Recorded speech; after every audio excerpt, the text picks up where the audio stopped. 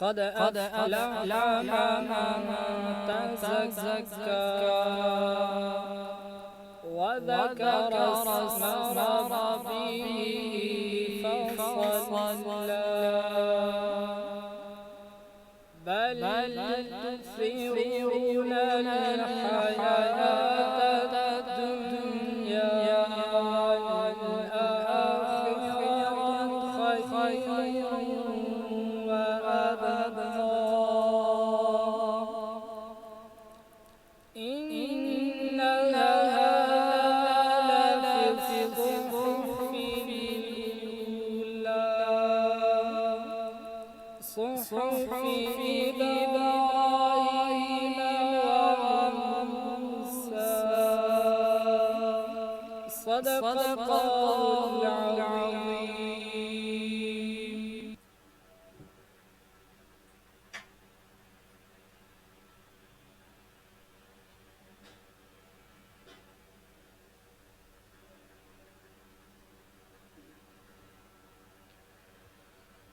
وہ سویلا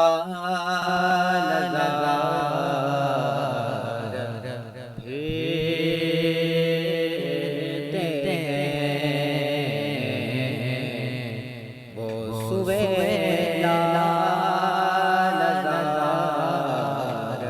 پھیرتے ہیں، وہ سویلا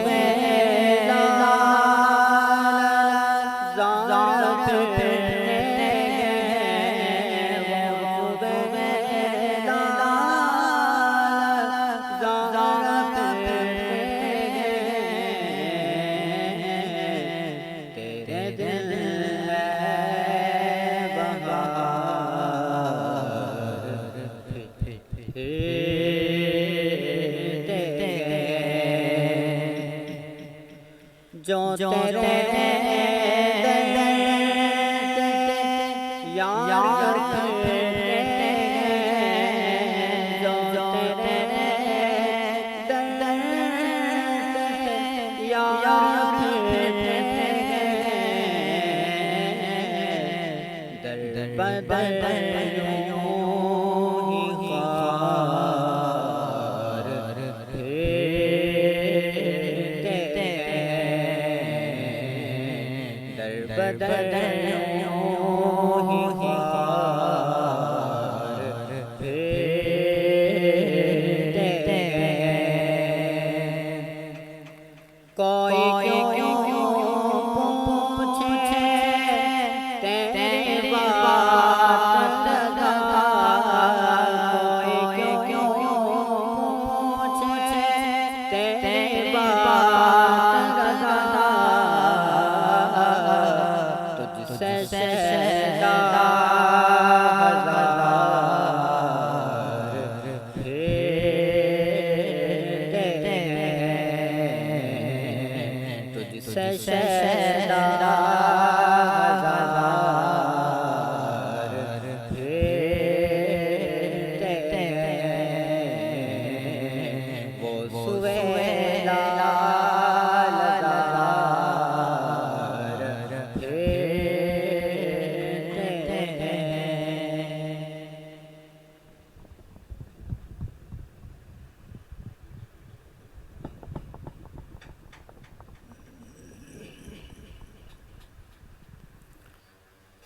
اعوذ باللہ من الشیطان الرجیم، بسم اللہ الرحمن الرحیم۔ لئن شکرتم لازیدنکم، صدق اللہ العظیم۔ رب سبحانہ و تعالیٰ کا فضل عظیم، کرم عمیم کہ اس رب نے 5 سال کے بعد جامعہ انیس المدارس کو ایک بار پھر یہ سعادت بخشی کہ جامعہ انیس المدارس میں 5 سال کے عرصہ کے بعد ایک بار پھر افتتاح صحیح بخاری ہو رہا ہے، اور احادیث صحیحہ طیبہ یہاں پر باقاعدہ اسباق کے طور پر پڑھائی جائیں گی۔ یہ سعادت، یہ کہا جاتا ہے این سعادت بزور بازو نیست، یہ بازوؤں کی بدولت یہ سعادت حاصل نہیں ہوئی، یہ نتیجہ اور ثمرہ ہے غمخوار اہل سنت انیس ملت الحاج انیس احمد نوری صاحب کا اور استاذ محترم حضرت العلام مفتی محمد ابراہیم صاحب قادری کا کہ جن کے زیر سایہ جن کے زیر شفقت یہ ادارہ چلتا رہا اور آج اس مقام پر پہنچا کہ آج ہمارے اس ادارہ میں افتتاح صحیح بخاری ہے. یہ سوال اپنی جگہ ضرور قائم ہے کہ 5 سالہ عرصہ میں یہاں پر افتتاح بخاری کیوں نہ ہوا. یہ ایک المناک داستان ہے جو اس تقریب سید کے موقع پر ذکر کرنا گویا اس تقریب سید کو پراگندہ کرنا ہوگا. انشاءاللہ ایک وقت آئے گا اس موضوع پر بھی گفتگو ضرور کی جائے گی. تو یہ سعادت کی بات ہے اور یہ ساری بہاریں یہ ساری سعادتیں یہ نتیجہ اور ثمرہ ہیں انیس ملت الحاج انیس احمد نوری صاحب کا کہ وہ بڑھاپے کے باوجود کبر سنی کے باوجود آپ سارے احباب جانتے ہیں کہ ادارہ پر نظر بھی رکھتے ہیں, وقتاً فوقتاً معلومات بھی حاصل کرتے رہتے ہیں اور اصلاح بھی کرتے رہتے ہیں. اور اس کے ساتھ ساتھ یہ سارا فیضان ہے استاذ محترم حضرت العلام مفتی محمد ابراہیم صاحب قادری کا. مجھ سمیت یہاں جتنے اساتذہ احادیث ہیں وہ بالواسطہ یا بلا واسطہ استاذ محترم حضرت العلام مفتی محمد ابراہیم صاحب قادری کے تلامذہ اور شاگرد ہیں اور ہمیں اس پر فخر ہے. اور یہ میں ضرور کہنا چاہوں گا کہ اس لائق اور قابل میں تو اپنے آپ کو نہیں سمجھتا کہ احادیث کا درس اور احادیث پڑھانے کی صلاحیت اور لیاقت ہو. رب سبحانہ و تعالی فضل فرمائے اپنے حبیب علیہ الصلوۃ والسلام کے توسل سے, اور یہ قبلہ مفتی صاحب کی عنایت اور مہربانی ہے. ایک طویل عرصہ سے جامعہ غوثیہ ہی سے میں نے پڑھا اور اس کے بعد وہاں بھی تدریس کرتا ہوں. یہاں بھی مفتی صاحب ہی کی بدولت جو بھی مقام و مرتبہ حاصل ہے وہ مفتی صاحب ہی کا فیضان ہے, اور جو کچھ بھی لیاقت قابلیت ہے اگر ہے تو وہ بھی مفتی صاحب کا علمی فیضان ہے. تو دوسری بات یہ بھی ضمناً عرض کرتا چلوں گا کہ ہونا یہی چاہیے تھا کہ ہم نے افتتاح بخاری ہو یا یہ جو ہمارے احادیث کے اسباق ہیں مرکز اہل سنت جامعہ غوثیہ رضویہ میں کرائے جاتے اور مفتی صاحب کی زیر نگرانی ہوتے. استاذ ہیں ہمارے, سند بھی عالی ہوتی ہے, لیکن یہاں پر کرانے کے بہت سارے مقاصد ہیں اور ان میں سے بڑا مقصد یہ بھی ہے کہ انیس ملت الحاج انیس احمد نوری صاحب کی یہ دیرینہ خواہش ہے کہ اس ادارہ میں ایک بار پھر ان کی زندگی میں دورہ حدیث کا باقاعدہ آغاز ہو اور یہاں کے اساتذہ درس حدیث پڑھائیں. تو ان کی اس خواہش کو مد نظر رکھتے ہوئے کوشش کر رہے ہیں ہم, اور مفتی صاحب ضرور ہماری اصلاح بھی فرماتے رہیں گے, رہنمائی بھی کرتی رہیں گے. تو انشاءاللہ اس منصب کو بھی ہم خوش اسلوبی سے سر انجام دیں گے. تو میں گزارش کروں گا مفتی صاحب سے افتتاح بخاری بھی فرمائیں اور دیگر درس نظامی کے جو اسباق ہیں اس کا بھی آغاز فرمائیں, اور اس کے ساتھ ساتھ امام بخاری, سیرت امام بخاری, صحیح بخاری کی اہمیت کے ساتھ ساتھ طلباء کو بھی پند و نصیحت فرمائیں. اور اس کے ساتھ ساتھ یہ پھر ایک بار گزارش ہے, اجازت ایک سے زائد بار قبلہ مفتی صاحب ہمیں حدیث کی دے چکے ہیں, تو یہ موقع ہے, غنیمت جانیں گے ہم اسے, اساتذہ کو ایک بار پھر اجازت حدیث بھی عنایت فرمائیں. رب سبحانہ و تعالی ہمارے اس ادارہ کو دن دگنی رات چگنی ترقی عطا فرمائے. اور میں مشکور بھی ہوں, قبلہ مفتی صاحب کا یہ وقت آرام کا ہوتا ہے اور مفتی صاحب یہ آرام کرتے ہیں عصر تک. سارا دن کا شیڈول آپ سوشل میڈیا آج کل عام ہے, سب دیکھتے رہتے ہیں, مصروفیت زیادہ ہے. تو مفتی صاحب نے ایک بار پھر ہم پر شفقت اور مہربانی فرمائی, اور یہ شفقت اور مہربانی مجھ پر تو میں کہوں گا دور طالب علمی سے ہی ہے, اور اب تک مفتی صاحب ہی کی شفقت کے بدولت میں چل رہا ہوں. تو قبلہ مفتی صاحب کے ہم دل کی عطا گہرائیوں سے شکر گزار ہیں کہ انہوں نے وقت عنایت فرمایا. رب سبحانہ و تعالی مفتی صاحب کا علمی فیضان, اس علمی فیضان سے سارے جہان کو منور فرمائے. وآخر دعوانا الحمدللہ رب العالمین.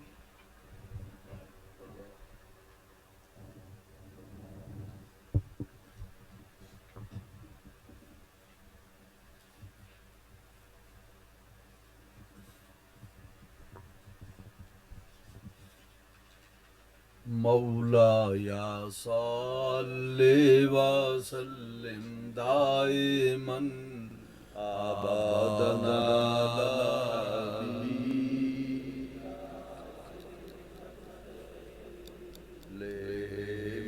مولایا صلی وسلم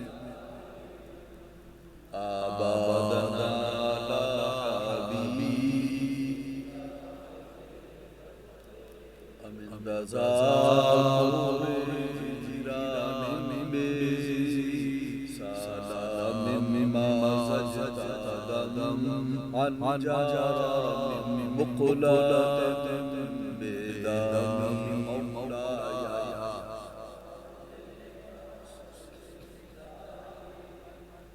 آبادنا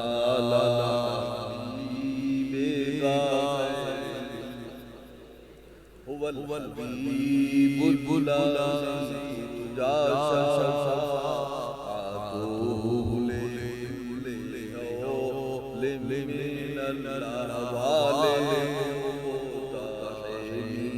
مولاي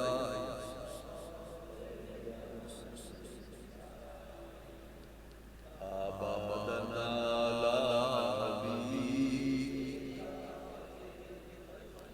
اللهم صل على سيدنا محمد العادل والكرم والآل.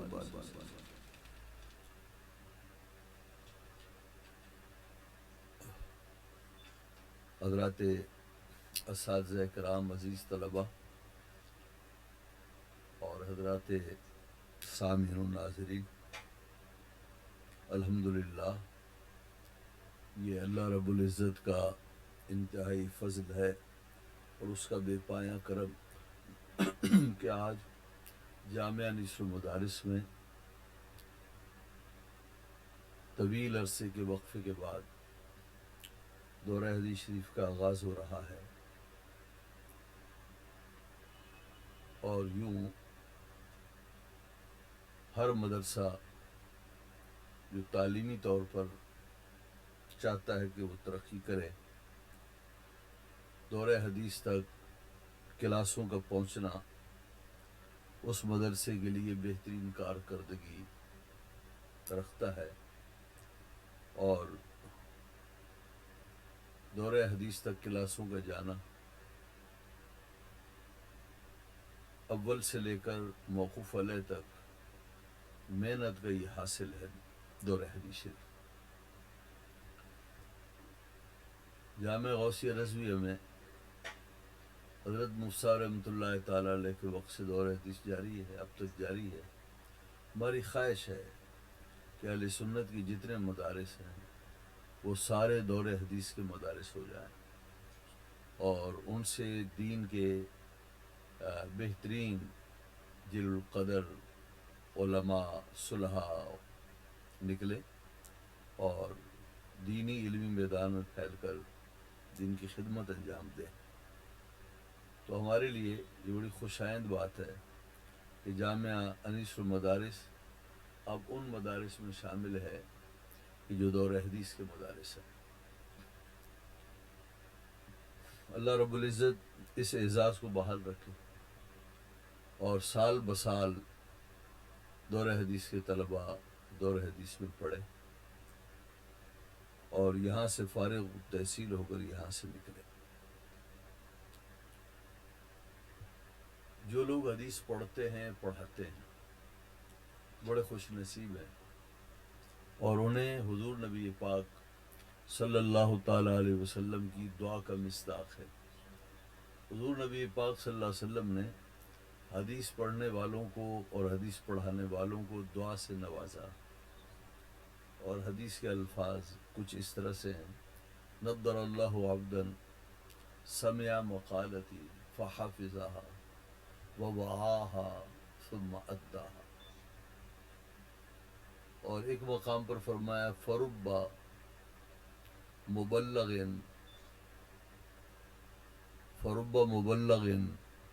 اوعى من سامع، اور کہیں فرمایا فرب حامل فقہ الى من هو افقہ منہ، اور کما قال رسول اللہ صلی اللہ علیہ وسلم۔ اس حدیث کا مطلب یہ ہے نضر اللہ عبدا سمع مقالتی، اللہ اس شخص کو تر و تازہ رکھے، اسے سدا بہار رکھے، اور اللہ اسے ہمیشہ خوش رکھے۔ جس نے میری بات سنی پھر اسے یاد کیا، پھر اسے بھولنے نہیں دیا، پھر اسے آگے پہنچایا، تو یہ دعا ان لوگوں کو حاصل ہے جنہوں نے حدیث پڑھی اور آگے پڑھائی، حدیث سنی اور آگے سنائی. یہ بشارت ان لوگوں کے لیے ہے. اچھا، یہ نبی پاک صلی اللہ علیہ وسلم کیوں خوش ہیں ان لوگوں سے؟ تو اس کی وجہ یہ بتائی، فربا مبلغ اوعى من سامع. ایک مبلغ ہوتا ہے اور ایک سامع ہوتا ہے. مبلغ استاذ ہے، سامع استاذ ہے، اور جو مبلغ ہے وہ طالب علم ہے. تو فرمایا میری حدیثیں آگے پہنچائی جائیں، میرے پیغامات پہنچائے جائیں، میرے مقالات فرامین کو آگے بڑھایا جائے، سینے تک محفوظ کر کے قبر میں اپنے آپ کو نہ پہنچایا جائے، اس کے اس علم کو آگے پھیلا. اس کی وجہ یہ ہے کہ یہ علم پھیلے گا حفظ سے. فرمایا کبھی کبھار ایسا ہوتا ہے کہ جو استاذ ہے طالب علم اس سے زیادہ حفظ والا ہوتا ہے. مبلغ سامع، سامع جس نے نبی پاک صلی اللہ علیہ وسلم سے حدیث سنی یا صحابی سے سنی وہ سامع ہے. تو فرمایا کبھی مبلغ سامع سے زیادہ احفظ ہوتا ہے، اوعا ہوتا ہے، اس کا سینہ زیادہ مضبوط ہوتا ہے، اور استاد کی سینے سے شاید جلدی نکل جائے، اس کے سینے میں یہ محفوظ ہوگی. تو اس لیے اس علم کو محدود نہ رکھو، آگے پھیلاؤ پھیلاؤ، شاگرد پیدا کرو. تو اس کی وجہ کیا ہے کہ حدیث سننے والے سے بسا اوقات جو مبلغ ہے جسے سامع پہنچاتا ہے وہ زیادہ اس سے حافظ ہوتا ہے اور زیادہ یاد کرنے والا ہوتا ہے. تو یاد ہوگی حدیث تو آگے یہ علم پھیلے گی. اور ایک مقام پر فرمایا فرب حامل فقہ. کبھی ایسا ہوتا ہے کہ دانائی کی بات پہنچانے والے سے زیادہ وہ شخص دانا ہوتا ہے، علم والا ہوتا ہے، اس کا استنباط اجتہاد استاد سے زیادہ ہوتا ہے جس تک وہ حدیث پہنچا رہا ہے. تو جب آپ علم پھیلائیں گے تو پھر اس علم کی دو شانیں سامنے آئیں گی. ایک یہ آئے گی کہ احادیث سینوں میں محفوظ بھی ہوں گی، پھر ان احادیث سے استنباط و استخراج کے سلسلے چلیں گے تو نوازل و حوادث اور جو جدید مسائل دنیا کو درپیش ہیں وہ ان احادیث کی روشنی میں حل بھی ہوں گے. حضور یہ فرما رہے ہیں. تو اس لیے اسلام کو آگے بڑھانا چاہیے. پھر آپ سنیے کہیں یعنی دو شخصوں کا ذکر ہو رہا ہے، مبلغ سامع، فحافظها ووعاها ثم اداها. اور کہیں فرمایا فربا حامل فقہ الی من ہو افقہ من ہو. دو بندوں کا ذکر ہو رہا ہے، ایک بیان کرنے والا، ایک سننے والا، ایک استاد ایک شاگرد. اسی کو سند کہتے ہیں. تو حضور نبی پاک صلی اللہ علیہ وسلم نے اپنے اس فرمان میں سند کی اہمیت کو بیان فرمایا کہ سند کی اہمیت کیا ہے. سند کی بڑی اہمیت ہے. یہ دیکھا جائے گا پڑھا کس سے ہے، سنا کس سے ہے، یہ دیکھنا پڑے گا.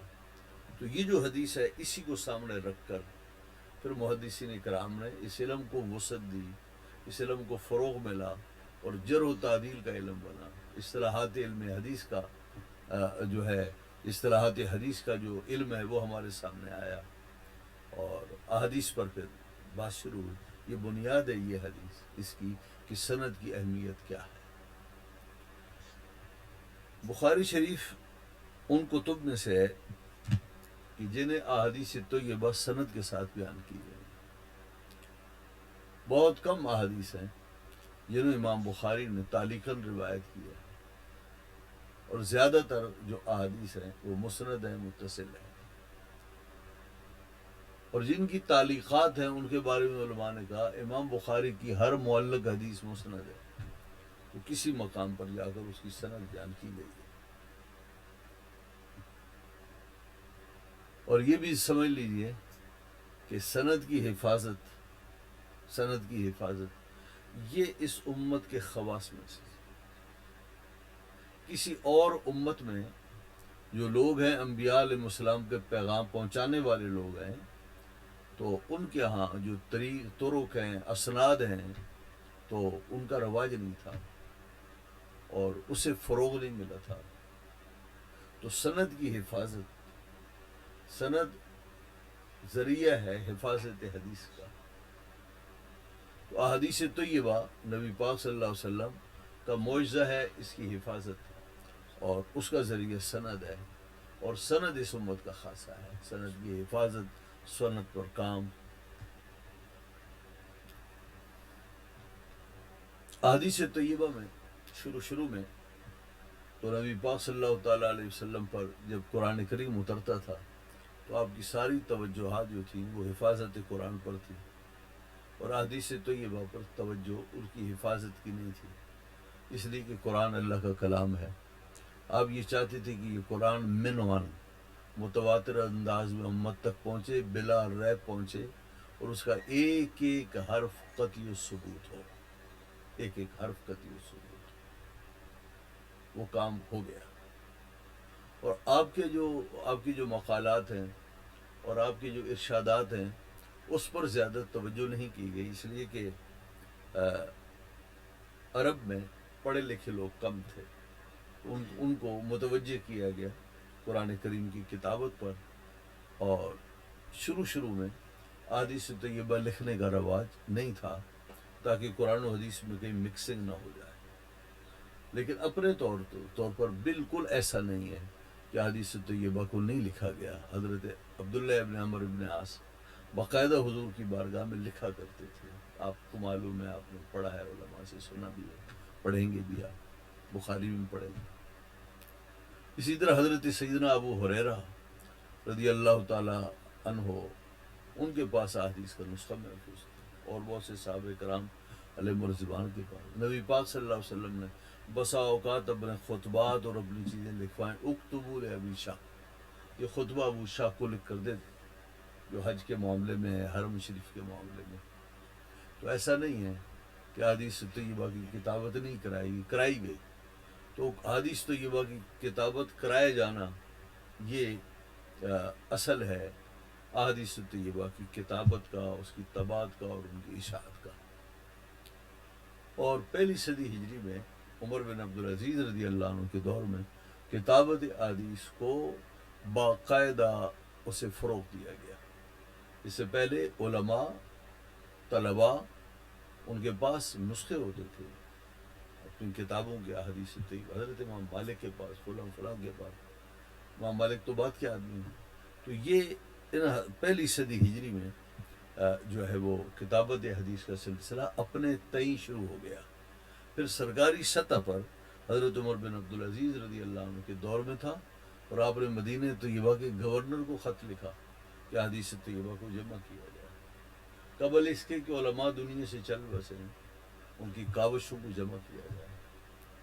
اور پھر تیزی سے یہ کام بڑھتا گیا اور اسے بہت بڑا فروغ حاصل ہوا.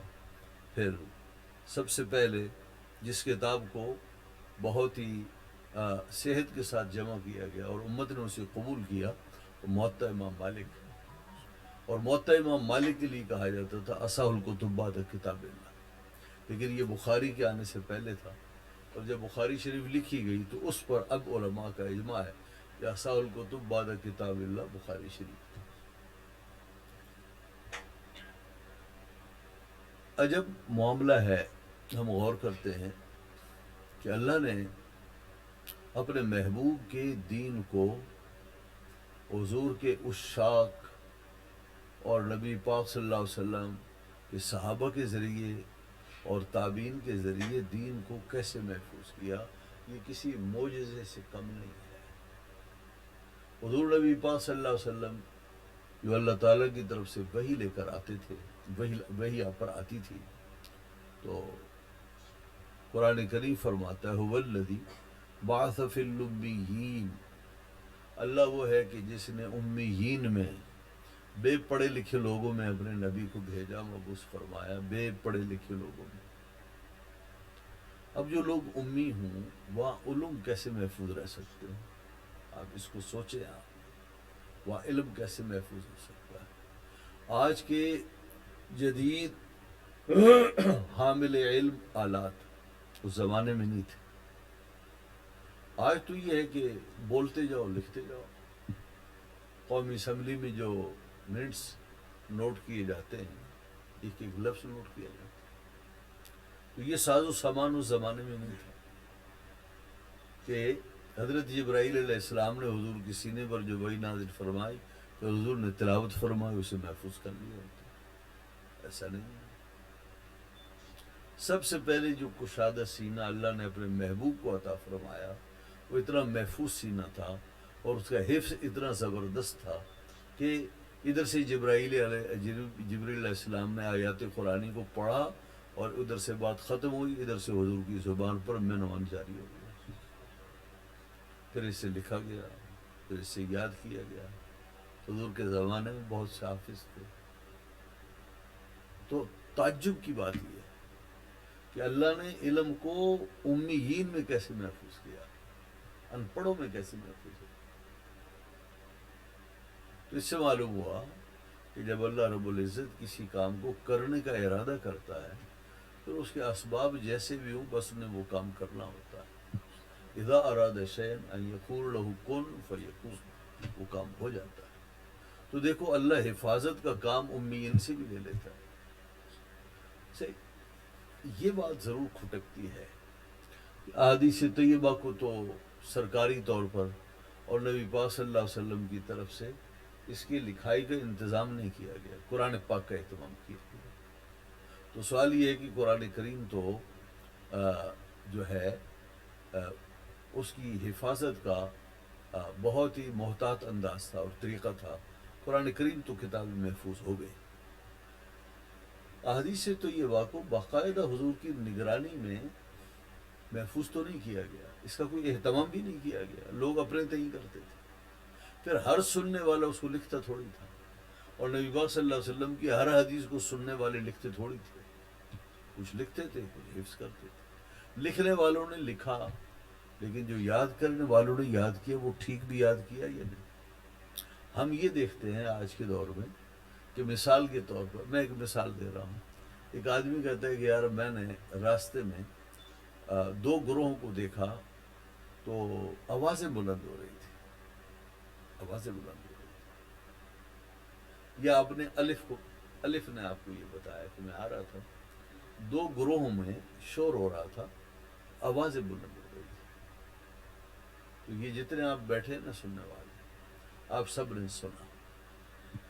اب جب آپ باہر نکلے تو آپ نے اس واقعے کے متعلق, یہ انسانی فطرت ہے, آپ جتنے پڑھے لکھے ہیں اس بات کو آپ جوں کا توں بیان نہیں کریں گے کہ ہم نے الف سے سنا. وہ کہہ رہا تھا کہ میں نے دو گروہوں کو دیکھا, آوازیں بلند ہو رہی تھی. یقیناً کوئی کہے گا آوازیں بلند ہو رہی تھی, کوئی کہے گا لڑائی ہو رہی تھی. لڑائی کا کھا ہی نہیں اس نے.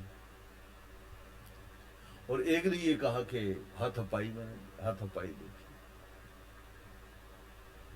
اور تیسرے تو آپ نے تو یہ کہا کہ ہاتھ ہپائی ہو گئی. اب جس کو آپ نے بتایا نا, پہلا راوی تو میں ہوں جس نے واقعہ دیکھا ہے, تو آپ مجھ سے آپ نے روایت کی. اب جس کو آپ نے کہا نا ہاتھ ہپائی ہو گئی, انہوں نے کہا کہ دھماکہ ہو گیا. وہ جس سے آپ نے آگے بیان کیا اور اس نے کہا دھماکہ ہو گیا, اس نے جس کو بتایا تو انہوں نے کہا اتنے مر گئے, اتنے زخمی ہوئے. تو ہم دیکھتے ہیں کہ ایک خبر 4 ذرائع تک پہنچتے پہنچتے اس کا ناس ہو جاتا ہے, اور وہ بات کہاں سے کہاں پہنچ جاتی ہے. تو پھر بتائیے ایک بات 4 آدمی یعنی 4 واسطوں سے اگر بات, بلکہ 2 واسطوں سے ایک بات کسی تک پہنچے تو وہ بات محفوظ طریقے سے نہیں پہنچتی, اور 3 کے ذریعے پہنچے تو اور غیر محفوظ ہو گئی, اور 4 کے ذریعے پہنچے تو بالکل ستیہ ناس ہو گیا. بات کچھ تھی اور بتایا کچھ جا رہا ہے. تو کیا احادیث کے ساتھ ایسا معاملہ پیش نہیں آیا ہوگا؟ احادیث کے ساتھ ایسا معاملہ پیش نہیں آیا ہوگا. معاملہ یہ ہے کہ دور صحابہ میں الصحابہ کلهم عدول, جتنے صحابہ ہیں بیان روایت میں سب عادل ہیں, سب سکھائیں، سب لائق اعتبار ہے. صحابہ کرام کا تو یہ مسئلہ حل ہو گیا. اور جن لوگوں نے سنا، تقوی، طہارت، حفظ کا دور تھا اور ان کی سچائی اپنی جگہ پر، لیکن بات محفوظ ہے ان کے. وہ لوگ امی ضرور تھے لیکن دماغ کمپیوٹر جیسا تھا. اور اللہ رب العزت نے اپنے محبوب کے اس دین کی حفاظت کے لیے خاص طور پر اس دور میں وہ حافظے اور وہ سینے پیدا کیے، اور ان سینوں کے ذریعے یہ حدیثیں آگے منتقل ہوئے. میں اس کی ایک مثال دیتا ہوں آپ کہ بات کا بتنگڑ نہیں بنتا، رائی کا پہاڑ نہیں بنتا، اور جو باتیں 2-3 ذریعوں سے پہنچنے والی باتیں ہیں وہ جوں کی توں پہنچائی جاتی. میں 2 واقعے بیان کرتا ہوں. آپ ذرا صفحہ نمبر، یہ جو میرے پاس ہے نا رحمانیہ والی کتاب، اس کا صفحہ نمبر 60 اگر نکالیں آپ.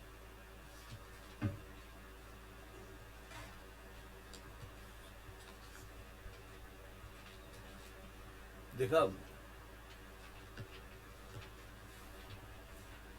بخاری شریف کی طویل احادیث میں سے یہ ایک حدیث ہے، اور یہ حدیث حدیث ہرقل کے نام سے مشہور ہے.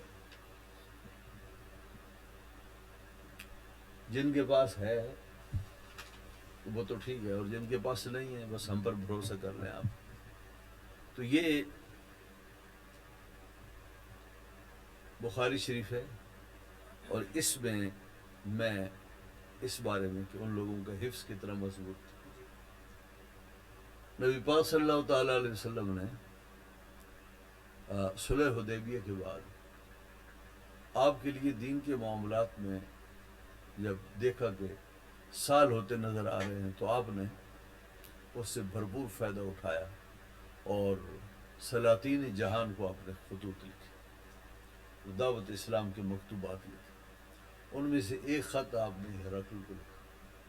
بادشاہ روم 2 ہی پاوریں تھیں، ایک سلطنت ایران تھی اور دوسری سلطنت روم تھی. تو آپ نے سلطنت روم کسرا کو بھی خط لکھا، اور آپ نے سلطنت ایران کے روم کو، اس کو کسرا کو بھی خط لکھا، اور سلطنت روم کے بادشاہ ہرقل کو بھی آپ نے خطوط لکھا. اب آپ یہ جو ہے نا خط ہرقل والا، اس کے بارے میں سن لیں. حضور صلی اللہ علیہ وسلم نے بھی فائدہ اٹھایا، اور ادھر سے قریش مکہ نے بھی فائدہ اٹھایا. قریش مکہ کے سردار کون تھے؟ حضرت ابو سفیان. ابو سفیان مسلمان نہیں ہوئے تھے اس وقت، فتح مکہ کے موقع پر مسلمان ہوئے. تو اس صلح کے بعد جو قریش مکہ ہے ان کی تجارت آسان ہو گئی، اور نبی پاک صلی اللہ علیہ وسلم کے لیے تبلیغ دین آسان ہو گئی. انہوں نے تجارت پر توجہ دی اور آپ نے دین پھیلانے پر توجہ دی. تو جو خط آپ کا حضرت دہیہ کلبی لے کر گئے ہرقل کے پاس، تو جب اس کے پاس پہنچے، میں مختصراً بتا رہا ہوں، تو ہرقل نے خط پڑھا، اور خط پڑھنے کے بعد اس نے کہا یہ خط جس علاقے سے لکھا گیا ہے اس علاقے کے لوگ یہاں اگر موجود ہیں تو انہیں لے آؤ. تو لوگوں نے کہا ان کی تجارت ہے، یہاں پر آتے جاتے ہیں، اور ہو سکتا ہے کوئی قافلہ ان کا تجارتی آیا ہوا ہو. تو ابو سفیان کہتے ہیں کہ وہ ہم لوگوں سے ملا اور کہا بادشاہ طلب کر رہا ہے. تو پورا قافلہ ہرقل کے دربار میں پہنچا اور ان کو پہنچا دیا گیا. ہرقل نے کہا میں تم سے اس ہستی کے بارے میں پوچھنا چاہتا ہوں جس نے نبوت کا دعویٰ کیا ہے، ان میں سے سب سے زیادہ خاندان میں ان کے قریب کون؟ تو ابو سفیان نے کہا میں. لوگوں نے تائید. تو اب وہ بادشاہ تھا، اس کو کس طرح سے بٹھایا. ابو سفیان کو کہا کہ آپ آگے بیٹھو، اور جو ساتھی تھے نا 15-20، انہیں کہا کہ آپ ابو سفیان کے پیچھے کھڑے ہو گئے، اور ابو سفیان سے کہا جو باتیں پوچھو اس کا جواب دینا. اور سننے والوں سے کہا کہ اگر یہ غلط بولے تو ٹوکنا. اب یہ بھی لمبی چوڑی حدیث ہے، میں اس طرف بھی نہیں آتا. ابو سفیان کہتا ہے میرے انٹرویو کے بعد بادشاہ نے وہ ایک طرح کا انٹرویو لیا، کہا انٹرویو کے بعد اس نے خط کھولا، نبی پاک صلی اللہ علیہ وسلم کا خط دے، یہ کل بھی لے کر آئے تھے ہرقل شاہ روم کے پاس، تو خط پڑھا، اب یہ خط کے الفاظ رسول ابو سفیان کہتے ہیں کہ فَإِذَا فِيهِ اس خط میں جو لکھائی تھی وہ یہ تھی، بسم اللہ الرحمن الرحیم من محمد بن عبداللہ ورسولہ الى ہرقل عظیم الروم سلام علی من اتبع الہدی اما بعد فإنی عدوک بدعایت الاسلام اسلم تسلم یؤتک اللہ اجرک مرتین فإن تولیت فإن علیک اثم الیریسیین ویا اہل الکتاب، قرآن کریم میں یا اہل الکتاب نہیں ہے، صرف یا اہل الکتاب، اور اس میں کیا ہے ویا اہل الکتاب تعالوا الی کلمۃ سواء بیننا وبینکم اللہ نعبد الا اللہ ولا نشرک به شیئا ولا يتخذ بعضنا بعضا اربابا من دون اللہ فإن تولوا فقولوا اشہدوا بأننا مسلمون۔ حضور کا خط ختم ہو گیا۔ ابو سفیان نے 1 2 3 یہ جہازی سائز کا جو کاغذ ہے اس کی 3 سطریں خط کی تھی، یہ ابو سفیان نے۔ اب یہ بات نبی پاک صلی اللہ علیہ وسلم نے لکھی، کس کو لکھی؟ ہرقل کو لکھی، اور ہرقل کے دربار میں یہ خط ابو سفیان کو دکھایا نہیں گیا، پڑھ کر بادشاہ کو سنایا گیا، ابو سفیان کو بھی پڑھ کر نہیں سنایا گیا۔ تو جس کو سنایا جائے اس کی توجہ زیادہ ہوتی ہے، جو سننے والا ہوتا ہے اس کا دماغ ادھر ادھر بھی ہو سکتا ہے۔ تو ابو سفیان کو تو یہ خط نہیں پڑھ کر سنایا گیا نا، ہرقل کو سنایا گیا۔ ہرقل کو یاد ہو تو یاد ہو، ابو سفیان بھول بھی سکتے ہیں۔ تو دیکھو حضور نے خط لکھا ہرقل کو، ہرقل کے دربار میں پڑھنے والے نے پڑھا، اور سننے والوں میں سے ایک ابو سفیان تھا۔ ابو سفیان اسلام لائے، یہ معاملہ ہے ہجری 6 کا، 2 سال کے بعد یہ اسلام لائے۔ تو یہ بات کب کی بتائی ہوئی ہے؟ تقریباً 2 سال پہلے۔ پھر جب ابو سفیان مسلمان ہوئے تو یہ بات انہوں نے حضرت عبداللہ ابن عباس کو بتائی۔ ہرقل کے دربار میں پڑھا گیا، ابو سفیان نے سنا، تو ابو سفیان کا دوسرا نمبر ہوا۔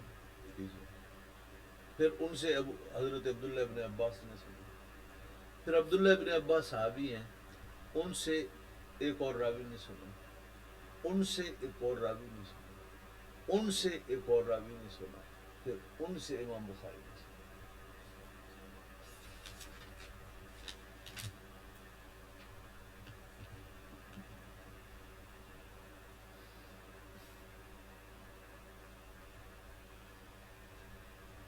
دیکھو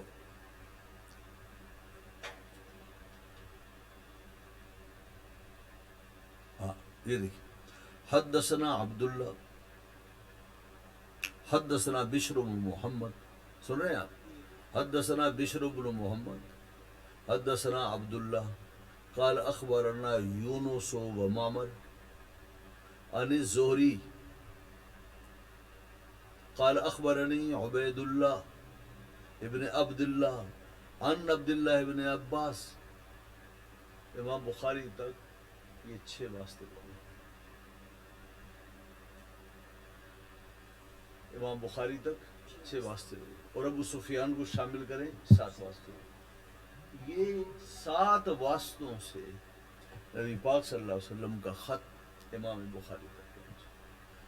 آپ مجھے یہ بتائیں کہ ایک بات ایک واسطے سے بھی پہنچے تو اس کی حفاظت کے بارے میں یقین نہیں کیا جا سکتا، اور 2 واسطوں سے پہنچے تو اور کمزور ہو گئے، 3 واسطے سے پڑھیں تو پھر اللہ حافظ ہو۔ یہ بات 7 واسطوں سے پہنچی امام بخاری۔ اب آپ میں کہنا کیا چاہ رہا ہوں، یہ حدیث جو ہے جو جو جو خط والی ہے ہرقل کو لکھی ہوئی ہے، اس وقت ترکی کا جو آڈیٹوریم ہے اس میں نبی پاک صلی اللہ علیہ وسلم کے خطوط محفوظ ہے، موقوقس مصر کو جو لکھا، کسرا کو جو لکھا، جو کیسر کو لکھا، جو بحرین کے بادشاہ کو لکھا، اور جو دوسرے والیان مملکت کو لکھا، وہ خطوط محفوظ ہے، اور ہرقل والا خط بھی محفوظ ہے۔ گو اس میں کئی الفاظ اڑے ہوئے ہیں، دھبے ہیں، لیکن بخاری شریف کو سامنے رکھ کر آپ اس کو پڑھ سکتے ہیں، ٹھیک ہے؟ اور یہ خط میرے گھر میں بھی تھا، یعنی وہ جو ترکی والا ہے نا، اس کی فوٹو اسٹیٹ پوری دنیا میں پھینکی، لوگوں نے توغروں کی صورت میں اس گھروں میں لگایا، کہ میرے گھر میں بھی اس خط کا توغرا تھا۔ اس خط سے جب میں نے یہ حدیث ملایا، میری تو کیفیت بدل گئی، ایک حرف کا فرق نہیں ہے اس میں اور اس میں۔ آپ نے دیکھا اللہ اپنے محبوب کے دین کو یوں حفاظت فرماتا ہے، یوں محفوظ فرماتا ہے، 7 واسطوں سے پہنچنے والی بات میں ایک حرف کا فرق نہیں آیا۔ اس خط میں بھی وَيَا أَهْلَ الْكِتَابِ ہے، بخاری میں بھی وَيَا أَهْلَ الْكِتَابِ ہے۔ یوں معلوم ہوتا ہے بخاری نے اسے دیکھ کر لکھا، یا بخاری کو دیکھ کر وہ خط بنایا گیا، حالانکہ ایسا نہیں ہے، وہ خط تو اسی زمانے کی ہے۔ یہ ہے حفظ اللہ نے جو ان حضرات کو عطا فرمایا۔ اب یہ حفظ نہیں ملتا، اب حافظ تلاش کرو، نہیں ملتا، اس لیے کہ اللہ رب العزت نے یہ کام امت کے ذریعے مکمل کرنا تھا۔ جب وہ حکمت اپنے اس کو پہنچ گئی اور مقصد کو پہنچ گیا، حاصل ہو گیا، بس مقصد پہنچ گیا، امت تک دین پہنچ گیا، اب وہ حافظے رہیں یا نہ رہیں، اس سے کوئی سروکار نہیں۔ یہ اللہ کا نظام ہے۔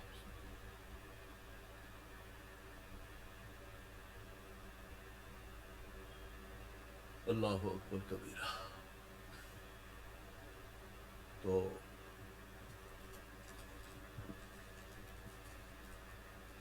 امام بخاری رحمہ اللہ نے 16 برس تک کاوش کی اس کتاب کی لکھنے کی، 16 برس تک کاوش کی، 16 برس تک، 16 سال آپ نے اس کتاب کو لکھنے میں آپ نے لگائے۔ اور بڑی عجیب بات ہے، اہل حدیث وہابی دیوبندی، ان کا کام اس حدیث بخاری کے بغیر بنتا نہیں، حوالے بخاری کے اور مطالبہ بخاری کی حدیث کا۔ اور امام بخاری کا عالم یہ ہے، امام بخاری کا سب سے بڑا راوی جس پر امت نے اعتماد کیا اور اس کا نسخہ آج امت میں رائج ہے، وہ امام فربری ہے، ٹھیک ہے؟ تو فربری کہتے ہیں کہ حضرت امام بخاری رحمۃ اللہ تعالی علیہ فرماتے صنفت کتاب رسئی ل16 سنہ، 16 برس میں نے لکھا، اور میں نے 6 لاکھ احادیث کا خلاصہ لکھا۔ میرے پاس 6 لاکھ جو حدیث یاد تھی۔ حدیث یاد ہونے کے معنی انما الاعمال بالنیات کو یاد کرنا نہیں ہے، اس کی سند کے ساتھ حدیث کو یاد، متن و سند کے مجموعے کو ہمارے فن میں حدیث کہا جاتا ہے۔ 6 لاکھ احادیث میں اسناد یاد تھی، امام بخاری نے اس کا نچوڑ بیان کیا۔ اگر مقررات کو بیان کیا جائے تو 7275 احادیث ہیں بخاری میں، اور مقررات کو حذف کیا جائے تو 4000 احادیث ہیں، احادیث مسندہ، تعلیقات سے ہٹ کر احادیث مسندہ وہ 4000 ہیں حذف مقررات کے بعد، اور مقررات کو ملائیں تو پھر 7275 احادیث بنتی ہیں۔ اب آپ سنیے جو بات کہنا چاہتا ہوں، فربری کہتے ہیں قال البخاری ما وضعت فی کتاب صحیح حدیثا الا اغتسلت قبل ذلك وصلیت رکعتین. فرمایا کہ مثال کے طور پر میں ایک مثال دیتا ہوں کہ نماز شروع کی جائے تو کیسی شروع کی جائے. اس بارے میں امام بخاری کے یہاں 200 حدیثیں تھیں. امام بخاری نے کہا یہاں میں 10 حدیثیں، 4 حدیثیں، 5 حدیثیں جو اعلیٰ مرتبے کی میں وہ لے کر آؤں. امام بخاری کے پاس اعلیٰ مرتبے کی بہت سی حدیث تھی. اب ان میں سے کس کا انتخاب کروں؟ امام بخاری فرماتے تھے ہر حدیث کو نقل کرنے سے پہلے میں غسل کرتا تھا، پھر 2 رکعت پڑھتا تھا، یعنی یوں استخارہ کرتا تھا، اور اس کے بعد پھر میں اس کتاب کو میں اس حدیث کو درج کرتا تھا. اسی طریقے سے جس حدیث کو جس عنوان کو میں لانا ہے، ان کو تراجم کہا جاتا ہے. عنوانات کو تراجم کہا جاتا ہے، اور اس کی واحد ترجمہ ہے. تو امام بخاری نے جو تراجم لکھے ہیں یہ تراجم جان ہیں بخاری شریف. اور حضرت امام بخاری کی وہ جو تراجم ہیں وہ ان احادیث کا استخراج ہے، اور اس سے مستخرج جو مسائل ہیں تو ان کا ذکر جو ہے ان تراجم میں کیا گیا ہے. ان تراجم میں اس کا ذکر کیا گیا ہے. تو امام بخاری فرماتے ہیں یہ جو تراجم ہے میں نے قبر نبی صلی اللہ علیہ وسلم اور آپ کے ریاض الجنہ میں بیٹھ کر لکھے، اور اس میں بھی میں جب بھی کوئی ترجمہ مثلا احادیث ہیں ان کو درج کرنا ہے، اس ترجمے کا نام کیا دیا جائے. فرمایا کہ مثلا 4 نام ہو سکتے تھے، اس لیے کہ 4 مسئلے اس سے مستنبط ہو رہے ہیں، تو پھر میں کس نام سے ترجمہ لکھوں؟ تو فرماتے ہیں اس کے لیے میں استخارہ کرتا تھا، میں غسل کرتا تھا، 2 رکعت پڑھتا تھا، اس کے بعد پھر لکھتا تھا. تو مجھے یہ بتائیے کہ امام بخاری کا یہ عمل ہے کسی صحابی تابعی سے ہے تو بدعت ہوا نا. یہاں بدعت کے فتوے کیوں نہیں لگتے؟ تو معلوم ہوا آپ بدعت کی تعریف کر ہی نہیں پا رہے. جو بدعت کی صحیح تعریف نہیں کر پا رہے آپ. بدعت اسی کہتے ہیں، دین میں اس نئے کام کو کہتے ہیں جس سے دین کو نقصان پہنچے، اور وہ نیا کام جس سے دین کو نقصان نہ پہنچے بلکہ دین کی تقویت کا باعث ہو وہ بدعت نہیں ہوتا. یا بدعت ہوتا ہے تو بدعت حسنہ ہوتا ہے. جب تک آپ اہل سنت کی تعریف نہیں کریں گے شخصیات آپ سے نہیں بچ سکتی.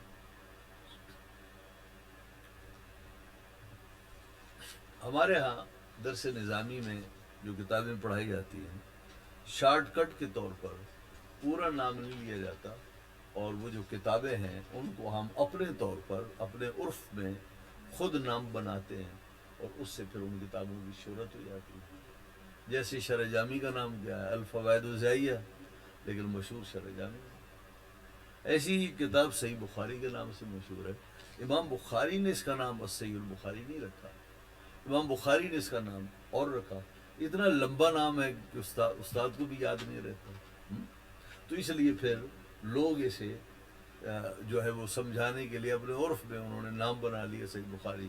صحیح بخاری میں صحیح بخاری تو کوئی کتاب نہیں جو امام بخاری نے اس نام سے لکھی ہو.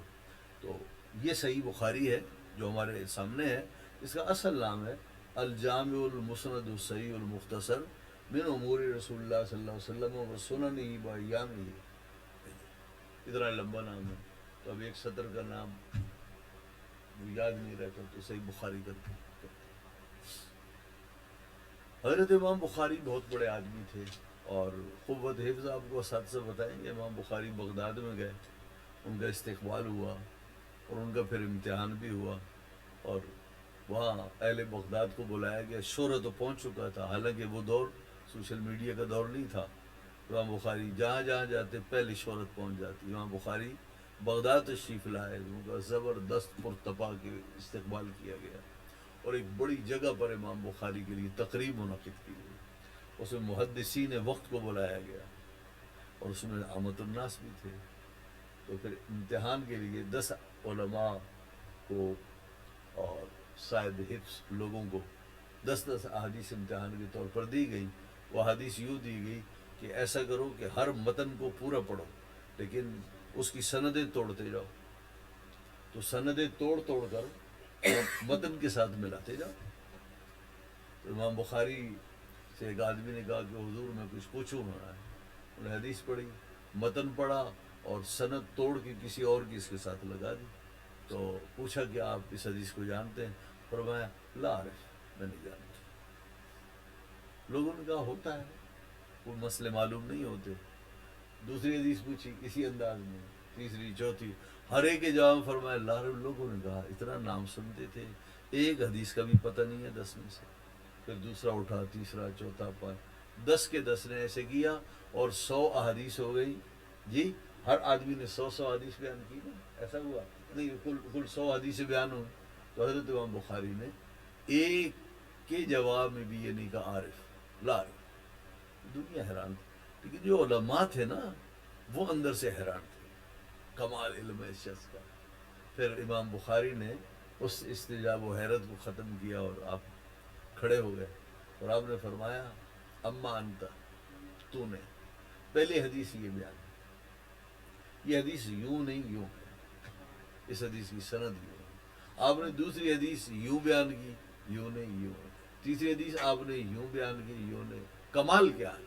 بس کمال یہ نہیں ہے کہ حضرت امام بخاری کو احادیث اسناد کے ساتھ یاد تھی. کمال یہ ہے کہ جو احادیث آپ نے غلط انداز میں پڑھی، امام بخاری کو وہ بھی یاد ہو گئی اور ترتیب بھی یاد ہو گئی کہ آپ نے پہلی یہ پڑھی، دوسری یہ. 10 آدمی ہمارے سامنے تو 2 مسئلے پوچھے نا، 3 ہم کہتے ہیں یار بھول گئے، آپ ایک ایک کر کے پوچھے. پہلا مسئلہ کیا پوچھا تھا جی؟ یہ حفظ والے لوگ ہیں. تو اللہ نے اپنے محبوب کی دین کی حفاظت کے لیے ایسے لوگ پیدا کیے. آج انکار حدیث کا فتنہ الحمدللہ اتنی تیزی اس میں نہیں ہے، لیکن پھیلا ہے وہ فتنہ حدیث کا، انکار حدیث کا فتنہ پھیلا ہے. تو اعتراضات کیے جاتے ہیں. یہ میں نے ابھی الحمدللہ یہ اس فقیر کا اپنا بیان کرنا نکتہ ہے ابو سفیان رضی اللہ عنہ کے بارے میں. یہ انہیں کہیں بتائیں کہ یہ دیکھ لیں آپ، موازنہ کر لیں آپ، یہ کیسے لوگ تھے. حضرت امام بخاری رحمۃ اللہ علیہ جمعے کو پیدا ہوئے، جمعے کو فوت ہوئے اور شوال میں پیدا ہوئے. حدیث کی ہوتا بھی شوال میں ہے. باتیں لمبی ہیں، میں مختصر عرض کر رہا ہوں. امام بخاری کے بارے میں یہ بھی ایک علم تھا، علم العادات. کسی چیز کا ضبط علم العادات کی شکل میں کرنا تاکہ وہ یاد ہو جائے. تو امام بخاری کے بارے میں کہا گیا میلاد حسد وہ مدت عمری ہی فیا حمید ونقضا فی نور، کہ امام بخاری کا جو میلاد ہے اور آپ کی جو ولادت ہے وہ لفظ صدق سے اعداد ظاہر ہوتے ہیں. وہ تو صدق میں کتنے الفاظ ہیں، کتنے اعداد ہیں؟ 194. سواد کا 90 ہے، دال کا 4 ہے اور قاف کا 100 ہے، 194. تو یہ یاد کر لیا جائے. امام بخاری کب پیدا ہوئے؟ میلاد صدق کے اعداد دیکھ لو. تو 194 جو ہے وہ عدد آئے گا. تو امام بخاری کی پیدائش ہجری 194 میں. وہ مدت عمری فی حمید، کل عمر کتنی پائی؟ 62 سال. یہاں ایک سال کے بابے ہو جاتے ہیں، کوئی کام نہیں کرتے، زیرو ہوتا ہے کام. انہوں نے 62 سال کی عمر پائی اور کتنا شاندار کام کیا.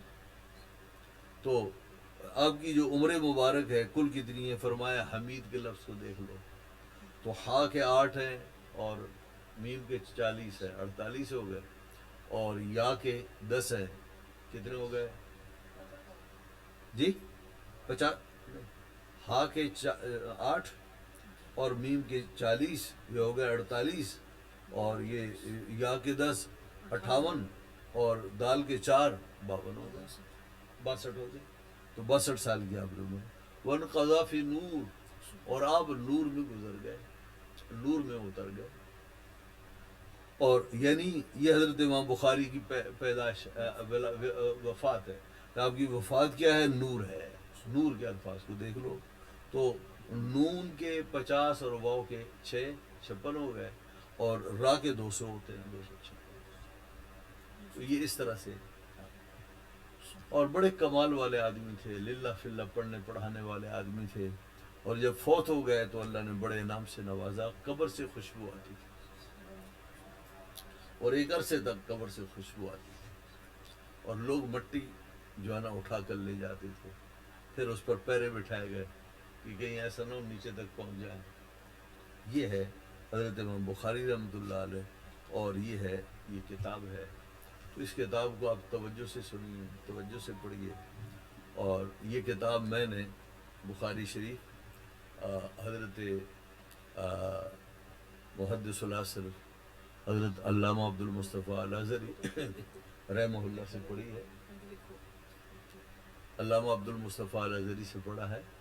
اور علامہ عبد المصطفیٰ الازہری نے بخاری شریف اپنے والد ماجد صدر الشریعہ بدر الطریقہ مولانا امجد علی اعظمی سے پڑھا ہے، اور مولانا امجد علی اعظمی نے حضرت مولانا وسیع احمد محدث صوتی سے پڑھا ہے، اور انہوں نے مولانا احمد علی سہارنپوری جو اس کتاب کے محشی ہیں ان سے پڑھا۔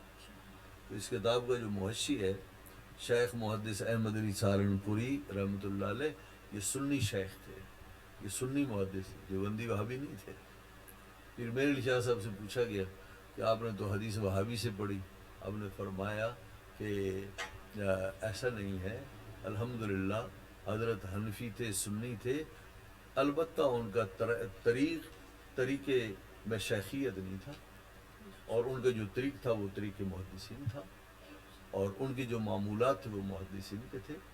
تو اللہ مولانا احمد علی سہارنپوری رحمۃ اللہ تعالی علیہ جو تھے، تو انہوں نے ان کی ہماری ایک سند حضرت صدر الشریعہ کے ذریعے مولانا وسیع احمد محدث صوتی کی طرف گئی، وہاں سے احمد علی سہارنپوری کی طرف آئی، یہاں تک ٹھیک ہے، پھر آگے جا کر کہیں گڑبڑ ہو گئی۔ لہذا دوسری اس کی جو سند ہے اس پر ہمیں افتخار ہے، وہ جو صدر الشریعہ کو اعلیٰ حضرت نے سند دی، اور اعلیٰ حضرت سے انہوں نے اجازت نہیں، پھر اعلیٰ حضرت کی سند بہت مشہور ہے، معروف ہے۔ تو یہ اسناد ہیں، ان کو یاد کرنا چاہیے، محفوظ کرنا چاہیے۔ تو اللہ تعالیٰ آپ کو اس کی تکمیل کی توفیق دے۔ اور امام بخاری نے کتاب کا آغاز کتاب الوحی سے کیا ہے، اور جو حدیث لائے ہیں وہ انما الاعمال بالنیات کی لائے ہیں، اس لیے لے کر آئے ہیں کہ تاکہ استاد اور طالب علم اپنی نیات کی اصلاح کر سکے۔ تو اللہ ہمارے نیتوں کی اصلاح کی توفیق عطا فرمائے۔ بس یہ حصول برکت کے لیے میں نے چند الفاظ عرض کیے ہیں۔ اللہ رب العزت اس دارالعلوم کو اور ترقی عطا فرمائے، اور مولانا نعمان صاحب اور ان کے جو ساتھی ہیں، اساتذہ ہیں، احادیث طیبہ میں جو معاون ہیں، اللہ سب کو شرح صدر کی توفیق عطا فرمائے۔ بس یہ ہے کہ آپ لوگوں کا بھی پہلا سال ہے، محنت سے پڑھائیں، اور یہ لوگ محنت سے پڑھیں اور اس کو لکھنے کی کوشش کریں۔ وآخر دعوانا الحمدللہ رب العالمین، الحمدللہ رب العالمین، والصلاة والسلام علی سید المرسلین خاتم النبیین وعلی آلہ واصحابہ اجمعین۔ اللہم انا نسألک العفو والعافیہ والمعافاۃ الدائمہ فی الدین والدنیا والآخرہ توفنا مسلمین والحقنا بالصالحین۔ اے اللہ اپنے محبوب کا صدقہ جامعہ انیس المدارس میں آج افتتاح بخاری شریف بھی ہے، اور دیگر جو شعبہ جات ہیں، درجات ہیں، ان کا افتتاح بھی ہے۔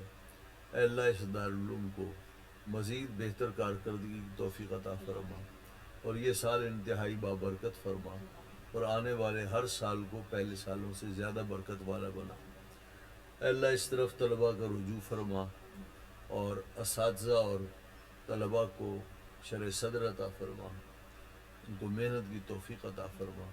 ہمارے حاجی انیس احمد نوری صاحب کو اے اللہ صحت عطا فرما، عافیت عطا فرما، ان کی عمر میں برکت عطا فرما، ان کو جو امراض لاحق ہیں، ضعف طاری ہے، اے اللہ اسے قوت میں بدل دے۔ اے اللہ ان کے سب بچے جو اس انیس المدارس کی خدمت میں مگن ہیں، اے اللہ اپنے فضل سے، کرم سے آخرت میں انہیں بہترین اجر عطا فرما، اور اے اللہ دنیا میں بھی انہیں سعادتیں عطا فرما۔